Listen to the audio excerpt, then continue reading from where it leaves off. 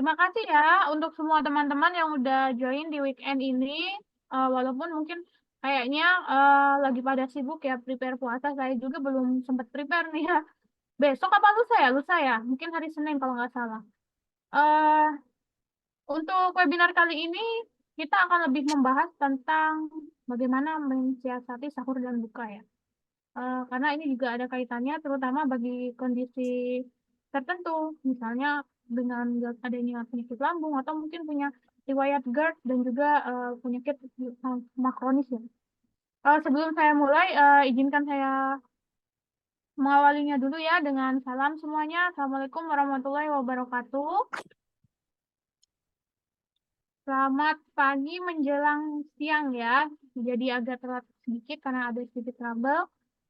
Jadi kita langsung mulai. Hari ini kita akan mempelajari atau sharing ya lebih tepatnya karena akan lebih enak kalau misalnya kita saling sharing dan tanya. Jadi nanti kalau misalnya saya hanya menjelaskan sebatas gambaran umumnya karena kan setiap orang beda-beda ya. Nanti teman-teman di sini boleh menanyakannya langsung via chat atau mungkin nanti silakan raise hand dan juga ajukan pertanyaan.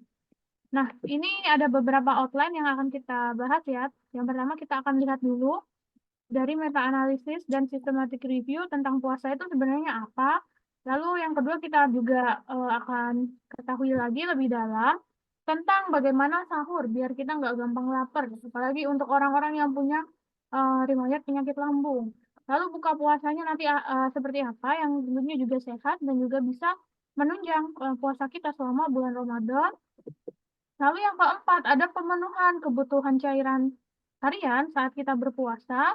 Dan yang terakhir nanti ada skill lah ya, tipis-tipis kita akan bahas lagi tentang olahraga biar kita tetap ada geraknya walaupun kita lagi puasa. Walaupun saya tahu di sini pasti coach yang ada dan juga mungkin member-member ya, terutama yang sudah join lebih lama di retreat, udah tahu seperti apa bagaimana mengkondisikan tubuhnya ketika dia akan berpuasa tapi masih nyempetin buat olahraga.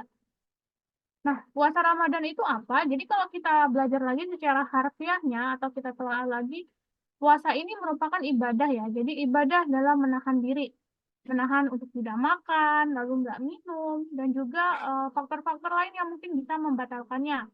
Jadi ini berlangsungnya mulai dari terbitnya fajar sampai terbenam matahari atau kurang lebih 12 sampai 14 jam dalam sehari.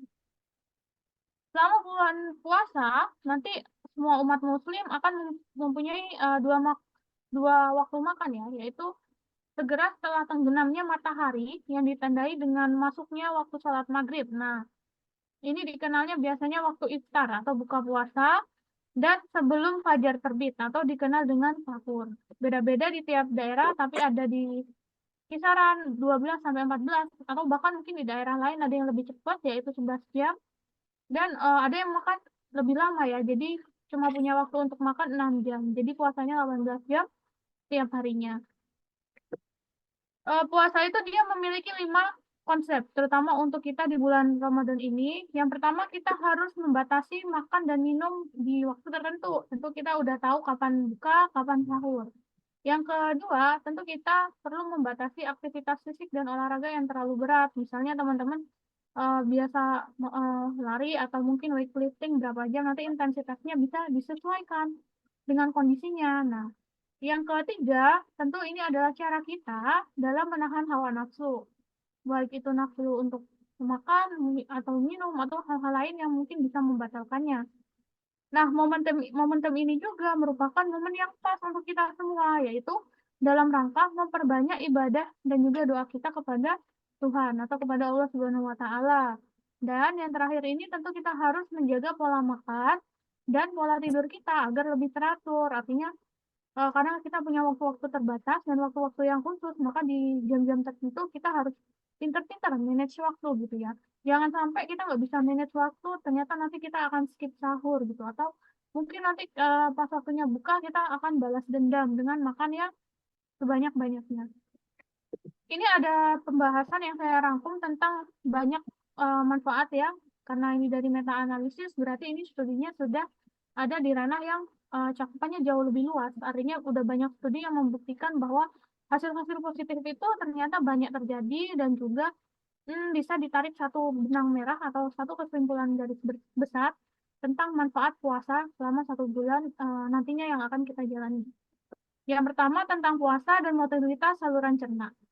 Hal ini terjadi ketika kontraktilitas usus ini akan menurun saat berpuasa sekali. Setiap 2 jam itu akan turun ya. Jadi buat orang yang punya kondisi kolitis spastik atau gangguan mobilitas usus, ini tentu akan eh, bermanfaat gitu. Dalam keadaan puasa, eh, mioelectric complex, nah atau IDMC ini akan melakukan pembersihan ya, atau istilahnya kita akan melakukan bersih-bersih lambung dan juga usus dari bakteri-bakteri atau mungkin dari hal-hal yang tidak baik ya. Tentu kita kan nggak selalu, misalnya kita mungkin nggak selalu makan yang clean eating gitu ya. Jadi dengan berpuasa ini juga bisa menjadi salah satu cara kita dalam membersihkan saluran cerna. Yang selanjutnya adalah puasa dan penyakit saluran usus.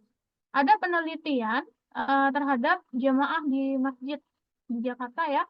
Dia ini menunjukkan hasil bahwa ternyata setelah 1 bulan puasa akan terjadi penurunan 2 kali lipat dari keluhan irritable inflammatory bowel disease atau IBD.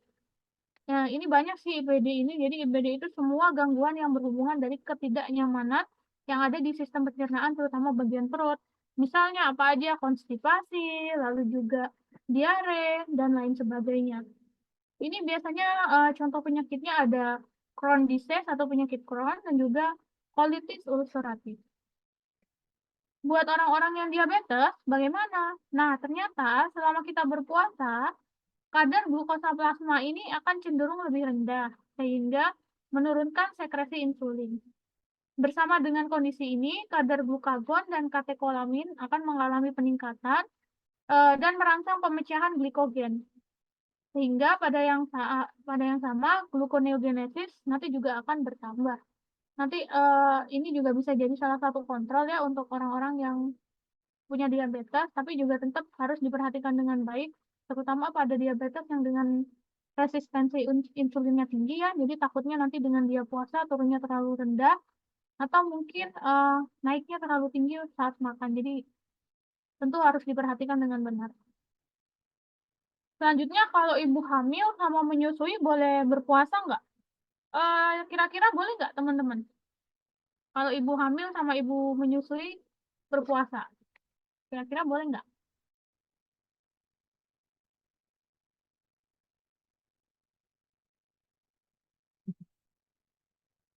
Oke, jadi untuk ibu hamil dan ibu menyusui ini dia boleh berpuasa dengan catatan kondisi fisiknya mumpuni ya. Jadi memiliki kondisi fisik yang dia itu bisa dan mampu, jadi tidak membahayakan kesehatannya atau mungkin tidak membahayakan janin yang dikandungnya.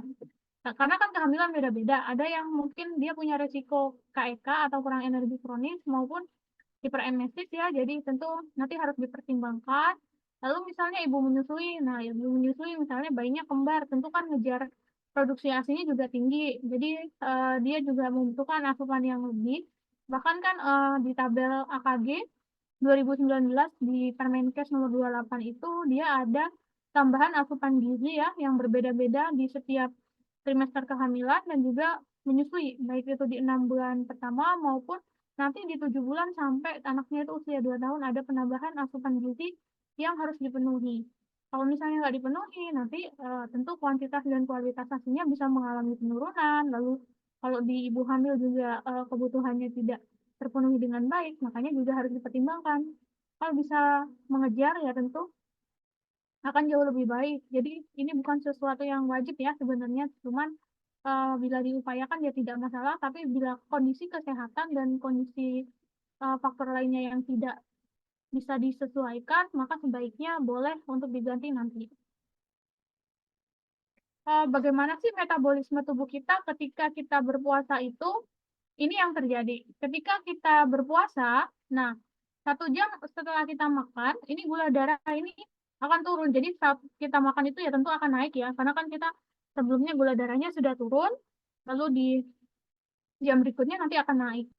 Yang kedua, 2 sampai 4 jam itu terjadi glikogenolisis, artinya di 2 sampai 4 jam ini nanti akan terjadi pemecahan selain glukosa yang ada di darah, ya, bisa jadi glikogen otot atau mungkin zat gizi lainnya. 5 sampai 12 jam, nah ini nanti akan terjadi proses gluconeogenesis. Bisa sampai ke lipid yang dipecah sehingga dia akan menjadi salah satu sumber energi yang akan kita gunakan nantinya. Tentu ini teman-teman sudah pasti tahu semua dan sudah familiar dengan pola makan yang baik ya. Tentu kalau ditanya tentang pola makan, mau itu puasa Ramadan atau mungkin nanti mau hari-hari biasa, ini sebenarnya tidak jauh beda. Yang pertama tentu harus memperhatikan aspek piramida gizi seimbang, di mana piramida ini tentu sudah memberikan food list atau daftar-daftar mana makanan yang perlu kita konsumsi lebih banyak, mana yang sebaiknya kita batasi gitu ya. Teman-teman sudah mengerti dan sudah familiar dengan itu pembatasan GGL atau gula, garam, dan juga lemak karena merupakan salah satu faktor risiko untuk meningkatkan penyakit kardiovaskular, lalu penyakit diabetes, hipertensi, dan lain sebagainya. Lalu di produk-produk pangan lain, misalnya roti, sereal, dan juga kentang. Nah, itu juga merupakan makanan pokok ya, harus jadi biji-bijian, oatmeal, nanti bisa jadi pilihan teman-teman untuk menyiapkan menu sahur yang jauh lebih mudah dan praktis, tapi juga membantu kenyang lebih lama. Jangan lupa juga konsumsi serat ya, karena serat ini juga bisa memperlambat pengosongan lambung, jadi kita nggak gampang lapar, kita juga lebih bisa kenyang saat menjalani puasa, gitu. Gula darahnya nggak turun cepat-cepat, jadi kita nggak akan terlihat lemas sekali. Lalu ada produk protein-protein ya, bisa susu, telur, daging, ikan. Nah, ini juga harus kita penuhi dengan baik. Baik sahur maupun berbuka, nanti ingat selalu juga isi piringku tetap harus dipenuhi dengan baik, di mana setengahnya ini harus berupa buah dan sayur, ini sumber serat yang sehat. Lalu nanti 2/3 dari setengah bagian diisi karbohidrat, dan juga 1/3 dari setengah bagian, teman-teman bisa isi dengan pangan sumber protein hewani. Bagaimana sahur untuk menderita asam lambung maupun GERD? Yang pertama, sahurnya nggak boleh di skip. Karena apa? Karena kalau kita skip sahur, nanti kita justru kondisi lambungnya kosong, dan ketika berpuasa kan terjadi peningkatan asam lambung. Asam lambung itu nanti justru nanti bisa mengikis jaringan mukosa ya, atau dinding-dinding dari lambung itu sendiri. Nah, akibatnya tentu tidak kita harapkan. Yang kedua, konsumsilah makanan yang berasal dari karbohidrat kompleks. Misalnya kalau mau makan roti, roti gandum, atau mungkin yang baik di lambung itu teman-teman bisa bikin overnight oats, atau mungkin konsumsi nasi merah. Nah, itu kan karbo kompleks, ubi, jagung itu juga sumber karbo kompleks yang dia murah dan juga sehat, itu bisa dikonsumsi saat sahur. Juga jangan lupa untuk konsumsi serat dari buah dan sayuran. Lalu apa sih yang perlu kita batasi? Tentu makanan yang terlalu manis, asin, dan asam, terutama makanan yang asam sama pedas ini, dia juga bisa mempengaruhi kondisi lambung. Lalu makanan yang mengandung kafein juga perlu kita batasi, serta makanan dan minuman yang bergas. Saat buka puasa bagaimana? Awali dulu dengan konsumsi air putih untuk membatalkan puasa. Setelah itu bisa mengkonsumsi kurma dan buah-buahan. Yang sebaiknya kita batasi atau kita hindari, yang pertama, jangan langsung makan dengan porsi yang besar sekaligus. Yang kedua, batasi makanan yang bisa merancang sistem pencernaan. Yang ketiga, batasi konsumsi makanan yang terlalu manis, asin, eh, dan juga berlemak. Nah, ini bisa menjadi salah satu cara yang kita lakukan agar puasa kita bisa kuat seharian, terutama teman-teman yang memiliki kondisi asam lambung. Ini pilihan takjil sehat ya, nanti teman-teman bisa pilih juga sendiri untuk pembuka, bisa konsumsi kurma, lalu buah-buahan. Nah, tapi kalau asam lambung bagaimana? Buah-buahnya tentu pilih yang tingkat keasamannya lebih rendah, misalnya konsumsi semangka, terus melon, apple, atau apel. Nah, ini jauh lebih baik dibandingkan dengan mungkin konsumsi kiwi, strawberry, atau mungkin lime. Nah, itu kan cenderung asam dan bisa bikin kita sensitif ya lambungnya. Yang ketiga, konsumsi air kelapa. Ya, air kelapa itu kan dia banyak ya mineralnya, terutama kalium yang berfungsi untuk kontraksi otot. Jadi kita lemes langsung nanti lebih segar. Tentu kelapa asli ya, kelapa muda terutama. Nah ini sumber yang baik, antioksidannya juga tinggi. Ini bisa jadi takjil yang sehat untuk kita pilih. Lalu bisa juga teman-teman mengkonsumsi madu. Madu asli kan isinya fruktosa. Nah ini bisa untuk menggantikan gula darah yang hilang atau yang mengalami penurunan selama kita berpuasa. Takjil yang sebaiknya dibatasi ya, dihindari jangan sih, karena kan momen ini sebulan sekali. Ya tentu yang terlalu manis, terus santannya pekat, lemaknya tinggi, dan terlalu pedas. Nah ini bisa dibatasi. Misalnya bolehlah konsumsi sesekali, tapi cukup dengan mindful dan mungkin kita akan buat sendiri dengan takaran gula maupun santan yang jauh lebih wajar. Misalnya di sini ada biji salak, lalu ada es campur ya, ini ada es buah, lalu ada cilok, boba, dan juga ada gorengan. Nah, ini kan biasanya yang paling dicari ya, kalau misalnya bulan puasa, tentu harus dipertimbangkan lagi konsumsinya dan disesuaikan lagi dengan kondisi kita. Mengapa sih makanan sama minuman manis ini juga harus dibatasi ya? Selain ini tambahan, selain untuk penderita asam lambung dan GERD, tapi in general atau secara umum memang yang terlalu manis ini harus dibatasin karena bisa menyebabkan fluktuasi glukosa darah. Jadi glukosa darahnya akan naik cepat, turunnya juga cepat. Yang kedua, nanti bisa menyebabkan terjadinya craving terhadap makanan dan minuman manis. Yang ketiga, bisa berkaitan dengan fungsi kognitif, peningkatan berat badan, hingga sindroma metabolik. Satu hal penting lagi yang harus kita penuhi saat berpuasa yaitu jangan lupa minum 8 gelas air per hari. Jadi ini setara dengan 2 sampai 2,5 liter agar tubuh kita terhidrasi dengan baik.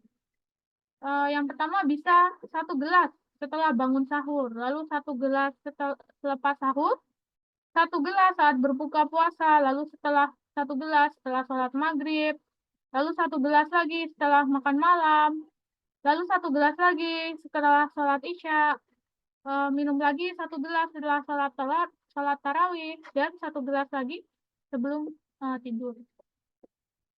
Ketika puasa, jadi asupan cairan kita itu nggak kekurangan, jadi tetap bisa minum 2 sampai 2,5 liter per hari atau setara dengan 8 gelas air putih. Jadi ketika Ramadan sehat, ibadahnya juga akan lancar. Ini ada beberapa makanan yang sebaiknya kita hindari untuk penderita asam lambung dan juga GERD. Yang pertama tentu ada kopi, kafein, atau minuman-minuman bersoda, lalu makanan tinggi lemak, misalnya gorengan atau yang diolahnya secara deep frying. Makanan cepat saji, lalu ada bawang merah dan bawang putih bagi yang memang terlalu sensitif, lalu makanan pedas, daging merah, terutama makanan awetan, lemon, jeruk, dan tomat, atau makanan-makanan yang punya acidity atau keasaman yang tinggi, dan juga coklat asli ya, dark choco yang terlalu pekat, itu juga tidak baik untuk penderita asam lambung, lalu makanan-makanan manis lainnya. Sedikit saya beri penjelasan terkait memilih strategi olahraga yang aman atau yang nyaman selama bulan Ramadan. Yang pertama, olahraga saat puasa ini ternyata bisa meningkatkan lipolisis lemak 2 sampai 3 kali lipat.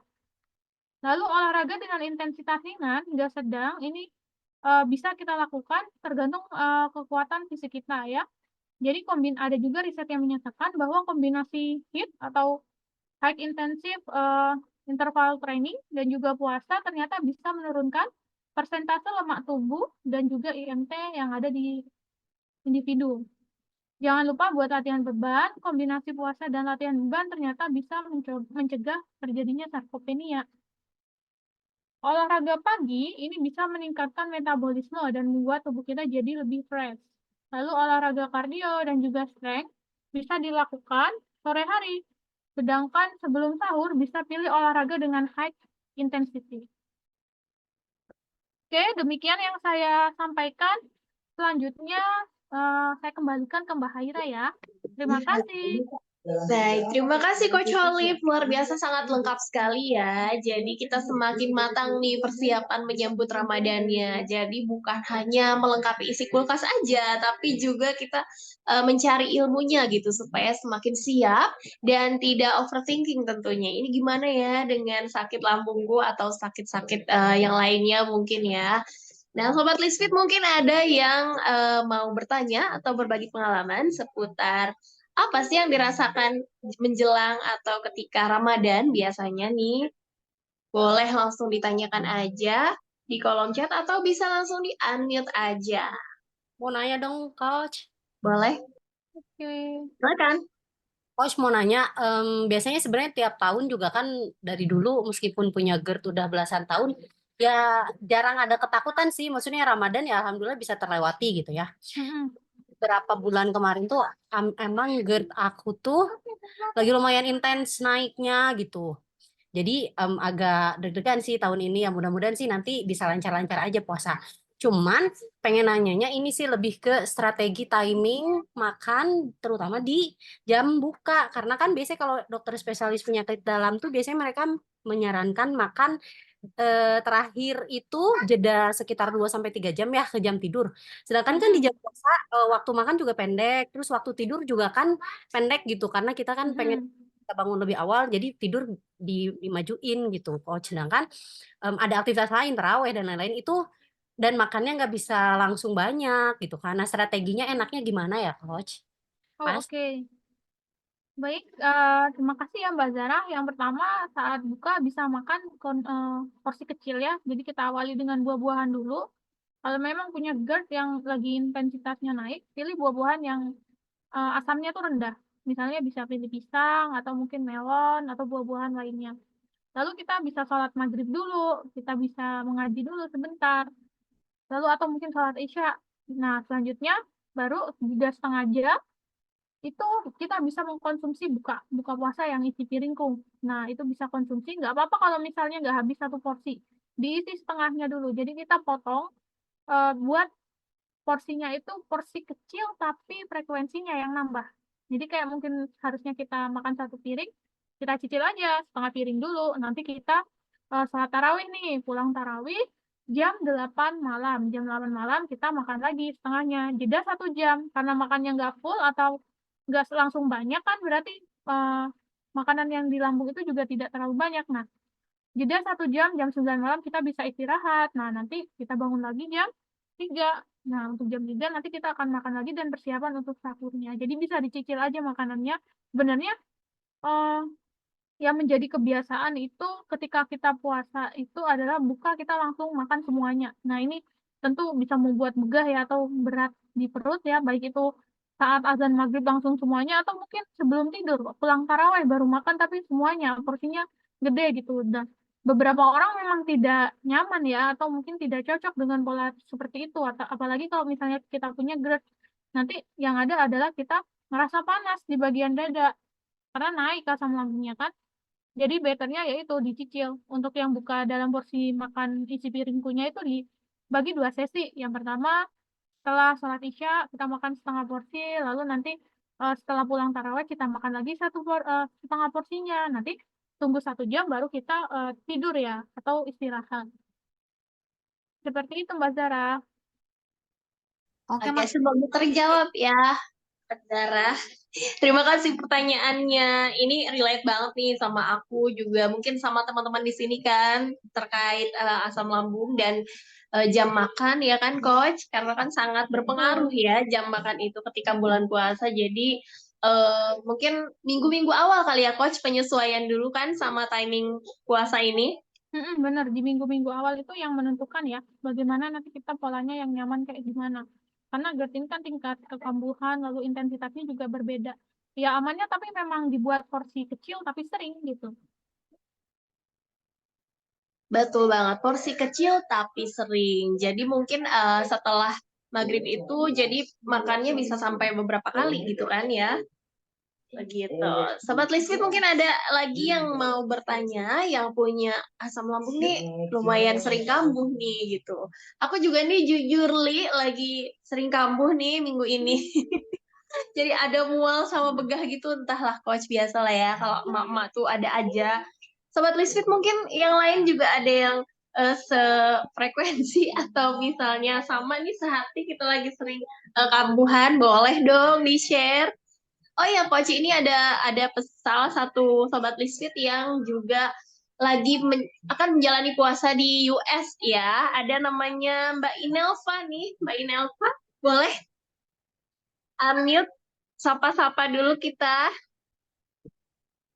Sepertinya lagi tinggal di di belahan bumi bagian lain gitu ya. Keren banget Ya, nih sambil ikut halo Mbak. Lisfit. Halo, sambil mau menjalani bulan puasa kan di luar negeri gitu. Gimana kabarnya? Gimana puasa di Alhamdulillah sana sehat Mbak. nanti persiapannya? Oke. Sebenarnya sih mirip-mirip aja sih sama Indonesia kalau untuk range waktunya ya. Cuman kayak nanti makin kayak ngerasa kalau misalnya di sini itu waktu kita buka puasa tuh kan bahkan mendekati Lebaran tuh bisa maghrib itu setengah 8. Oh, Terus kayak sholat taraweh tuh baru jam 10-an atau isanya karena kan setengah 10, jam 10. Itu berasanya pas mendekati Lebaran sih. Kayak malam-malam banget terus tiba-tiba kok baru tidur berapa jam udah sahur aja gitu aja sih Mbak. itu biasanya memanfaatkan malam Lailatul Qadar itu kan kita lagi berburu Iya, pahala juga. Nah, iya bisa Hamin nggak 10. apa-apa Mbak, itu bisa berlaku juga makan kecil porsi sering. Atau Oh yang oke, penting frekuensinya ya fokusin, Mbak. iya. Tapi difokusinnya di serat sama protein ya. Sebenarnya itu yang paling penting. Nggak berarti kita nanti makannya nyicil-nyicil banyak.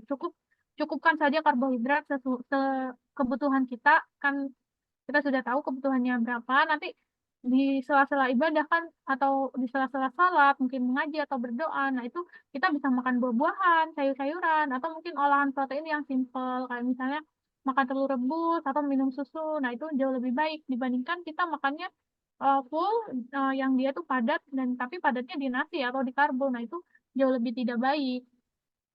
Iya sih.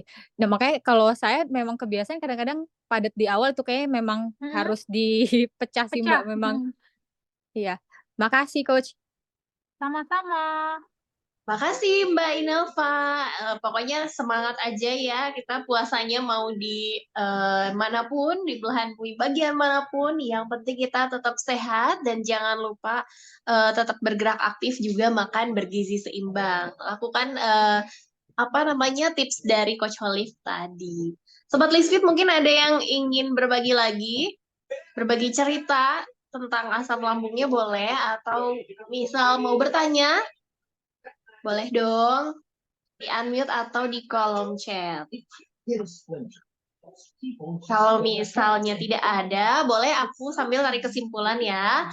Sobat asam lambung, sobat Lisfit maksudnya, sekarang tidak perlu takut lagi. Kita akan mengalami sakit mah saat berpuasa. Bahkan, puasa akan membuat pencernaan kita lebih sehat selama mengikuti pedoman makan gizi seimbang, baik waktu maupun porsi di sahur dan berbukanya. Jangan lupa juga, walaupun puasa, kita usahakan terus untuk bergerak aktif ya teman-teman. Di Lisfit juga sudah tersedia nih kelas-kelas selama Ramadan dengan intensitas yang ringan, juga jadwal yang sudah disesuaikan. Dan mungkin pikiran pun kita nanti akan lebih tenang insya Allah karena menghadapi kondisi berpuasa ini. Ada penutup sedikit nih, anak Melayu mengayul ikan, cakep, perahu berlabuh di tengah lautan. Sambil menunggu datangnya Ramadan, pesan maaf Lisfit sampaikan. Terima kasih ya Sobat Lisfit yang Terima sudah kasih semua. hadir.